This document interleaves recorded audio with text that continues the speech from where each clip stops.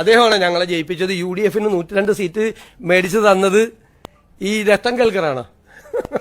എന്തൊരു തമാശയാണ് കേരളത്തിൽ നടക്കുന്നത്.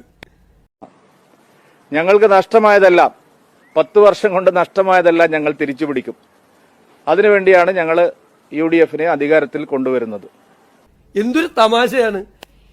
I want to understand why the CBI and the ED take action against opposition politicians but do not take action against the Chief Minister of Kerala or the politicians of Kerala. I have been interrogated by the ED for 55 hours continuously.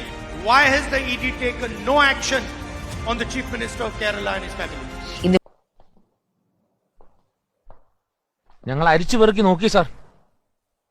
ഈ പരിശോധന ചിലർക്കെല്ലാം വലിയ മനസ്സംതൃപ്തി നൽകുമെന്നാണ് തോന്നുന്നത്.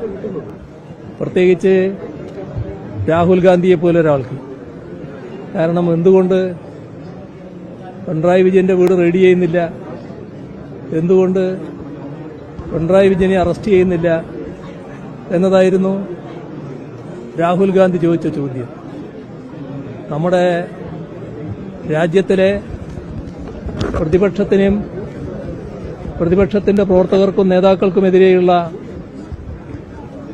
കരുതിക്കൂട്ടിയുള്ള ആക്രമണ നടപടികളാണ് എല്ലാ കാലത്തും BJP government തുറന്നു വരുന്നത്.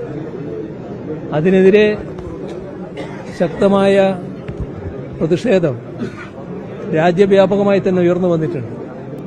പക്ഷേ തങ്ങളുടെ പാർട്ടിക്കാരല്ലാത്ത പാർട്ടിക്കാർക്ക് നേരെ EDയുടെ കടന്നുകയറ്റം നടന്നോട്ടെ എന്ന നിലപാടാണ് കോൺഗ്രസ് സ്വീകരിച്ചിട്ടുള്ളത്. ഏതായാലും ഇതുകൊണ്ടൊന്നും ഞങ്ങൾ അവസാനിക്കാൻ പോകുന്നില്ല. ഇപ്പോൾ പിണറായി വിജയന്റെ കണ്ണൂരിലെ വീട്ടിൽ നിന്നും ഒന്നും കിട്ടിയിട്ടില്ല എന്ന് ED ഉദ്യോഗസ്ഥർ എഴുതി നൽകിയ കടലാസാണ് കാണുന്നത്. നീ എന്താടാ ഒന്നും മിണ്ടാതിരിക്കുന്നേ? ഞാനെന്ത് മിണ്ടാനാ? അനുഭവിക്കാനുള്ളതൊക്കെ അനുഭവിച്ചു തീർക്കുക. എന്തൊരു തമാശയാണ് കേരളത്തിൽ നടക്കുന്നത്. എന്തൊരു തമാശയാണ്. അല്ല, അദ്ദേഹം പറഞ്ഞതനുസരിച്ച് രാഹുൽ ഗാന്ധിയാണ് ഏറ്റവും വലിയ തമാശക്കാരൻ.